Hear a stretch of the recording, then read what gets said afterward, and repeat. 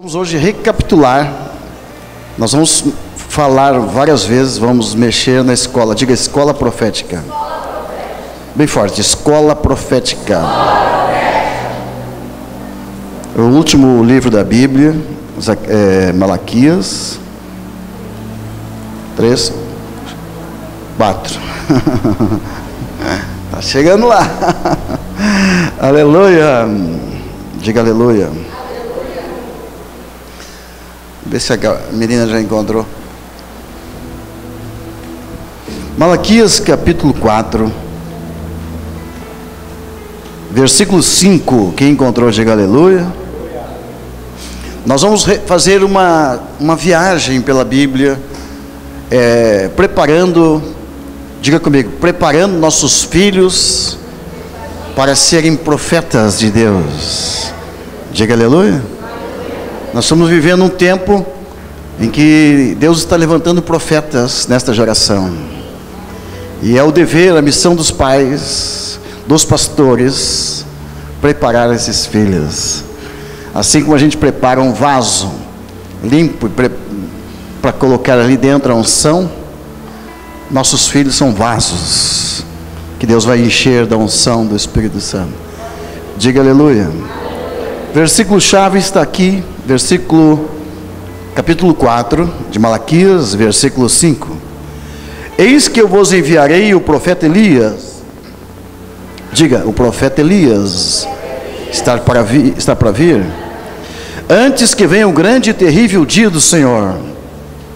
Ele converterá o coração dos pais aos filhos e o coração dos filhos aos seus pais, para que não venha e fira a terra com maldição. Diga aleluia. Diga, Senhor, abençoa essa palavra, abençoa nosso coração para receber essa palavra, em nome de Jesus. Pode sentar, filhos de Deus.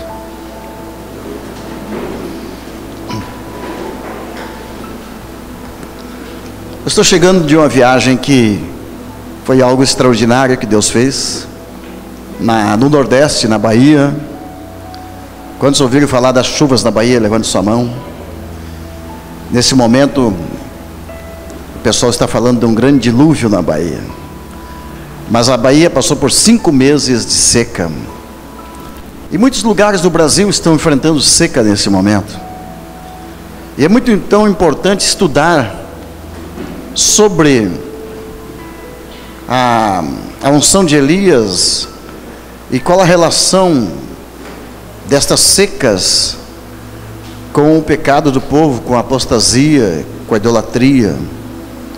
E o que uma só pessoa que está preparada, orientada, ela pode fazer por uma nação. Diga aleluia.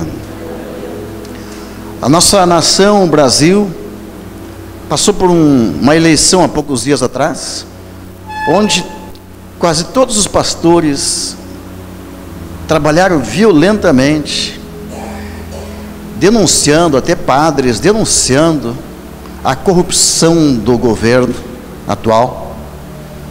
E mesmo assim, a igreja, o povo de Deus, simplesmente elegeu aquele governo contrário ao desejo dos pastores. Aqui nós podemos colocar um termômetro e perceber que os pastores não têm aquela autoridade que pensavam ter. Podemos também perceber que a igreja não é exatamente o sal da terra. Não está sendo sal. A igreja está doente. Quando nós passamos por São Paulo, que há poucos dias construiu o maior templo da terra, e na mesma época enfrenta a maior seca da história, há de se perguntar: onde está Deus? Qual é a relação com o maior templo construído e a maior seca? Parece que Deus está zombando das religiões, dos templos, da religiosidade, dos líderes.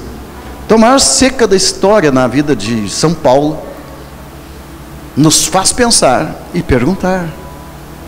São Paulo tem a maior romaria do país. E há de se perguntar, qualquer pessoa inteligente, perguntar ao padre, ao bispo, ao papa: e aí, a tua romaria é a maior e não é suficiente para trazer uma chuva? A maior economia do país é São Paulo. A maior população talvez do mundo. A terceira, quarta maior do mundo. Tudo maior do mundo, inclusive a maior seca. Então isso tudo nos leva a chegar a uma pergunta e uma conclusão: onde nós erramos? O que está errado? O que está faltando? Momento especial para meditar, estudar a vida de Elias, um só homem. Vamos transportar agora nosso cenário de São Paulo para Israel, do século 21 para os dias de Elias.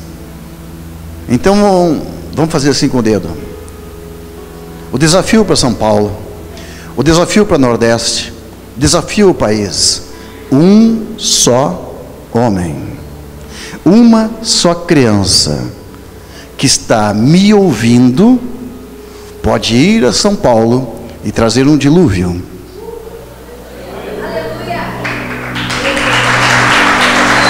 Uma só pessoa, um só ser humano, com os princípios que Elias nos ensina. Quem está entendendo, diga amém. Então isso quebra tudo, quebra tudo. Eu estou fazendo um desafio, pode escrever na internet, no blog, onde você quiser. Estou fazendo um desafio. Onde estão as maiores religiões de São Paulo? Os maiores líderes de São Paulo? As maiores igrejas de São Paulo? E de Nordeste então? As maiores romarias do Nordeste? O maior templo de São Paulo, Templo de Salomão, bilhões de dólares. Onde está? Nada disso mexeu com os ouvidos de Deus. Deus não está nem aí para essa grandeza toda. Está na hora de nós quebrar tudo isso e voltar aos rudimentos antigos e esquecidos da palavra de Deus, quando o pai e a mãe colocavam o filho em cima do colo, e ali estava o maior profeta de todos os tempos, aprendendo com o papai e com a mamãe. Mas hoje o papai e a mamãe estão trabalhando, estão ganhando dinheiro, estão atrás do dólar, e de repente nada disso funciona. Então diga para o seu irmão: está na hora de nós voltarmos e decidirmos. Diga: parar de cochear entre dois pensamentos. Isso é muito importante, amados, que uma seca pode parar um país, uma falta de chuva pode parar uma nação.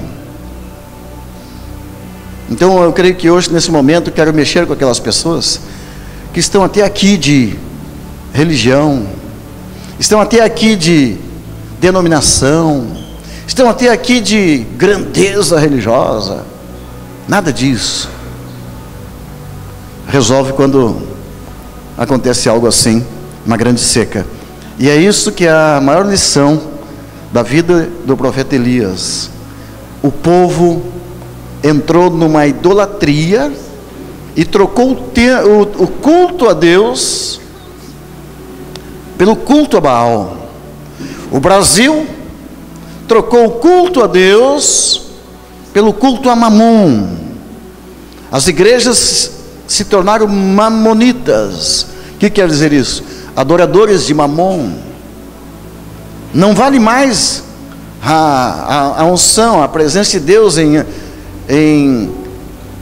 a lição de Elias, um homem no deserto, um homem só com uma peça de roupa no corpo e numa caverna. Isso não é poder, isso não é sucesso aos nossos olhos de hoje.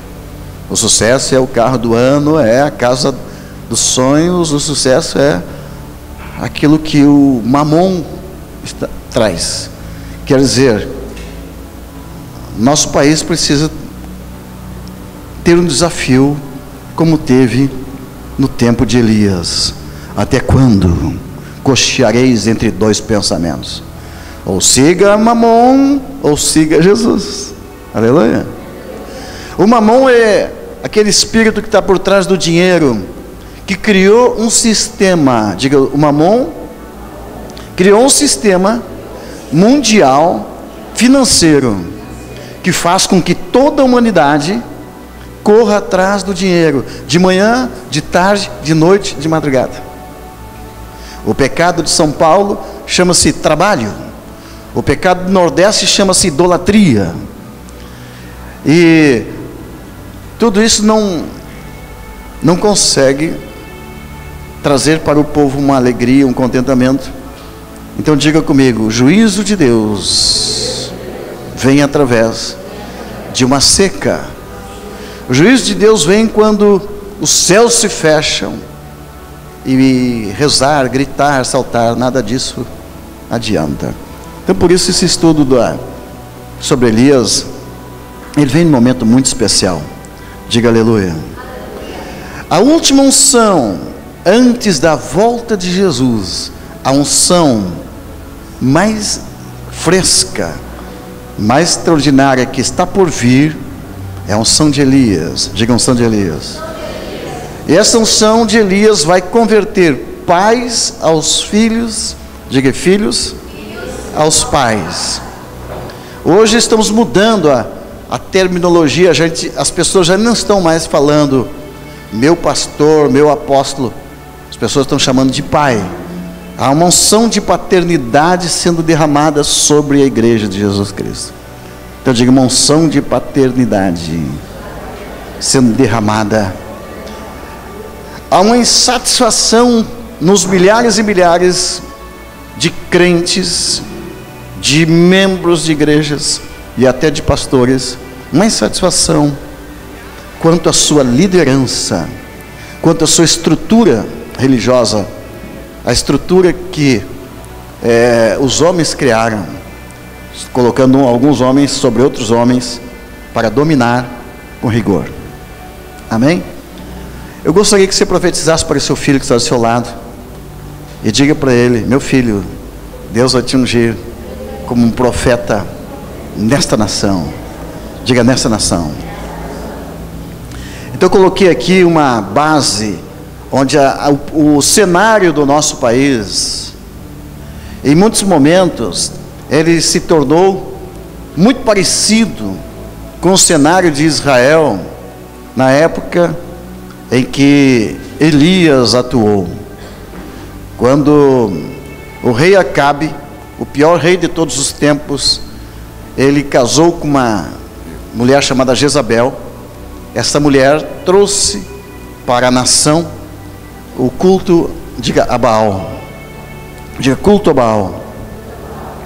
Algumas coisas importantes para quem vai ser um profeta, preste atenção. O culto a Baal, ele era um ritual onde as pessoas praticavam todo tipo de orgias sexuais. Ali havia tudo que tipo de pecados imorais relacionados a sexo ilícito, começando com prostituição, abuso de crianças, sexo com animais e até com mortos. Então, observe o nosso país, a luta que existe de alguns segmentos tornar as atividades sexuais como leis, querendo forçar a barra para que seja aceito homem com homem, mulher com mulher. Daqui a uns dias abuso de criança, pedofilia não será mais crime. Então existe uma guerra para introduzir nas nações o culto a Baal. Então a igreja precisa se acordar para isso, que a mesma coisa, o mesmo espírito que operou naquela época vem operando hoje com o mesmo propósito. E naquela época Deus trouxe então um juízo, diga, um julgamento. Então as pessoas tiveram que meditar profundamente naquilo que estavam fazendo e chegar à conclusão que no final do túnel não dava para continuar. Diga aleluia. Quero falar